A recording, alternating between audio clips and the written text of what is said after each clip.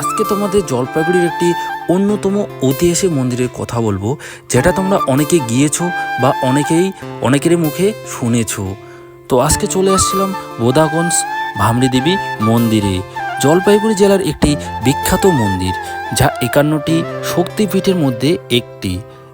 এটি দেবী সতীর বাম পায়ের পাতা পতিত হওয়ার স্থান হিসেবে পূজিত হয় এবং তিস্তা নদীর তীরে এই মন্দিরটি অবস্থিত। এই মন্দিরটি বোদাগঞ্জ গ্রামে অবস্থিত এবং স্থানীয়দের কাছে এটি ত্রিশোতা ভামরি দেবীর মন্দির নামেও পরিচিত।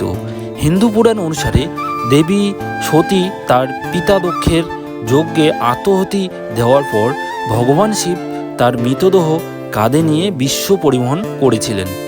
বিষ্ণু তার সুদর্শন চক্র দিয়ে সতীর দেহ খণ্ড খণ্ড করেন, যার একটি অংশ এই বোদাগঞ্জে এসে পড়েছিল। এই মন্দিরটি একটি শান্ত ও প্রাকৃতিক পরিবেশে অবস্থিত, যা পর্যটকদের কাছেও এটি জনপ্রিয় স্থান। শক্তিপীঠ, 51টি শক্তিপীঠের মধ্যে এই মন্দিরটি হলো অন্যতম।